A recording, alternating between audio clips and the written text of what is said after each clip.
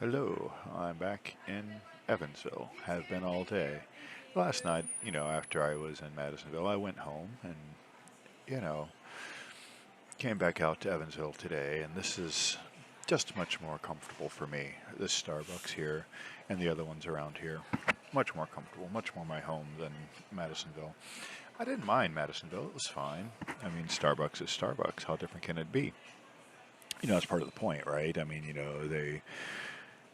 the current point of view is to try to make places as non-unique as possible. And what is the idea behind that?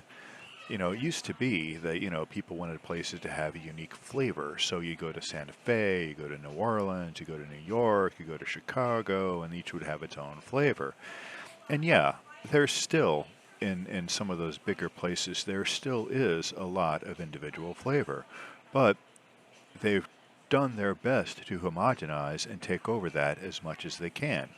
Like, Starbucks is not the only coffee shop game in town, but almost everywhere there is a Starbucks. And like the one in Madisonville, undoubtedly it has taken some business away from those little independent coffee shops that do exist in Madisonville. I only know of one, but there may be more than one. I don't go to Madisonville very often. So, and then here I am at a Starbucks. Why am I not at an independent? Well, there are various reasons, like, the time of day that it is and, the convenience of the location and things of that nature. But I do enjoy the independents here, and I go there quite a bit. I do go to Starbucks more often, though.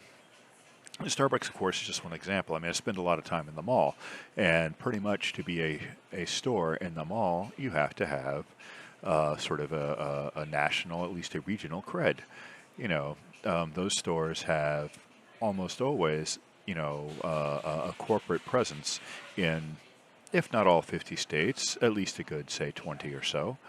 And it's expected when you go to a mall that you'll encounter some of the same stores, like Express, Victoria's Secret. What are those places that do the piercings and the earrings for girls? The name's on my tip of my tongue. Can't remember the name of it at the moment, but you know the place I'm talking about. And the Gap. The Gap has recently left our recent mall, but we still have an Old Navy. We still have Abercrombie.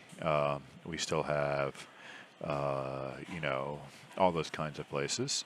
Some of them have left. The mall is not doing particularly great. I don't think most malls are doing great. Now, that said, I did talk to a guy today who was doing his monthly report back to corporate, and out of 30 locations, I think, for that particular store, his store was about in the middle of the road. And considering how dead that mall often is during the day, that's kind of amazing that he was even in the middle of the road with his store. Because, quite frankly, you would think it would be at the bottom of the heap. I mean, how could a store be more dead? But they could be. And some certainly are. So, in any case, what was I going to talk about today? Oh, I don't know. One thing I've been meaning to talk about was, excuse me, I got called narcissistic. And I thought, hey, how much fun it would be to look up what a narcissist is according to the internet. So let's see. Narcissist. How to identify a narcissist. 12 common traits of a narcissist. This is from someplace called ThriveWorks. And let's see. Self-importance. No. I don't have self-importance. If anything, I lack appropriate self-importance about a lot of things. So, no. Expecting praise for minimal work, even none at all. Again, no, not at all. Not at all. I don't expect praise for even excessive work, mostly. So, no. Being preoccupied with success or money with the need to be great. No, I am not preoccupied with success, money, and the need to be, no. Craving power, no. Absolutely not. As a matter of fact, in my particular job, there is a particular promotion that I am kind of sort of up for, and I'm completely ambivalent about it. The only reason that I would even seek that promotion is it does make a little more money, and I'm not stupid. I like to have money, but I'm not crazy about it. But it makes a little more money, and it gives me the ability to create a better environment for the individual that I work for. But power, no. Only wanting to be around high status or high achieving people. That's like the opposite. If anything in my life, I've hung around those people with no status or low achieving people. I do not seek high achieving people at all. That's just not me. Requiring lots of attention or praise, no. I do not require a lot of attention or praise in those around them. I can be a little bit needy in the sense of wanting to be around people, but I'm also perfectly okay if I'm ignored. I don't really get too bent out of shape about that, and I certainly don't expect praise. Entitled behavior, I don't think so. Now, this is a complicated one because as a white male, I do things in society that might seem entitled, but I don't intend them to be that way. They're the kinds of things that I would expect anyone to be able to do. For instance, sometimes I walk along the river at night, and I've been told by other people that can be, they can't do that because they're female.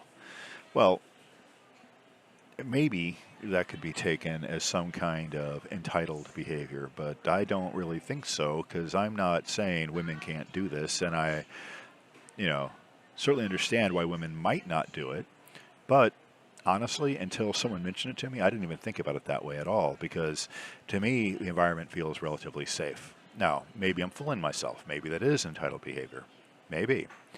Okay, expecting special treatment or for others to meet their high expectations. No, no, I don't have high expectations for other people. If anything, they surprise me by meeting minimal expectations. So, no, exploiting others. Now, this has got to be a joke. Exploiting others? Yeah, right. No. Lack of empathy. I couldn't do my job if I had lack of empathy. I mean, how ridiculous can you be? Envy, or believing others are envious of them. No. Okay, I can be a little envious of others, but I don't think beyond the norm. I mean, after all, I think to a minor extent, all of these things are relatively normative behaviors that when you are extreme about them becomes the problem. Like, say, craving power. I mean, who wants to be submissive all the time? Who wants to be told what to do all the time? Nobody. But only a narcissist wants to have that power to control all the time. So, someone like me, for instance, I'm perfectly happy being a team player. I'm perfectly happy being told what to do. I'm perfectly happy to be part of a decision-making team. And I'm also perfectly happy being the one to tell people what to do in limited doses. There is no one position in that power dynamic that I necessarily seek all the time. Sometimes I seek one, sometimes I seek the other, sometimes I don't even seek anything and just let what happens to play out, play out. But, so I don't think these things are necessarily, a zero-sum game in every case. So envy or believing others are envious of them. I think that, all of us can suffer from that a little bit. But, no, I don't think that I have that excessively, and arrogance. That one's a complicated one because, you can't really say, well, I'm not arrogant. That's arrogant. So, am I arrogant?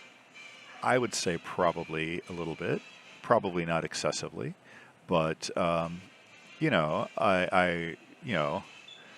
do I think highly of myself? No, not particularly. I know that I have been blessed with intelligence. I don't think that entitles me to anything greater than anyone else. It disappoints me sometimes how little intelligence seems to matter in this world, but that's the way it is. And, I don't say that, I'm blessed with great intelligence with some sort of, I'm better than everybody. No. I know this because when people meet me for the first time, they oftentimes comment on it. I know this because, the books that I read and the ideas I'm interested in, when I mention them to just average people, they have no idea what I'm talking about. That's why. It's not because I think I'm great or anything. I just gravitate to certain kinds of things, and I use vocabulary that sometimes is greater than other people use. Now, part of that is my education, but that education is also something that someone with a greater intelligence would seek and would perhaps succeed in. I did not actually succeed in my education. So, to the degree that I could be, arrogant and that kind of thing, I didn't get the degree. And I know that.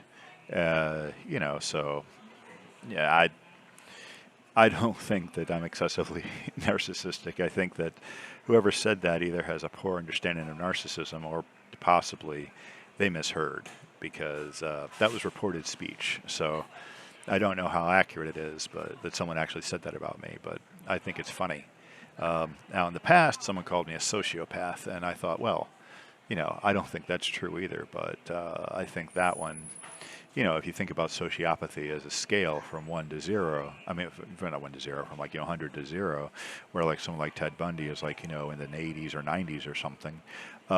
Yeah, okay, maybe I'm not a 0. Maybe I'm like 20 or 30 or something. I think I may have some slight sociopathic tendencies, which we might get into later. But yeah, but narcissist, no, I don't see it. Now, do you have an opinion on me? Do you know? From what I've done here, who knows? From you knowing me in my personal life, if you do, let me know. Drop a comment, like, whatever, subscribe. You know the drill. See you later.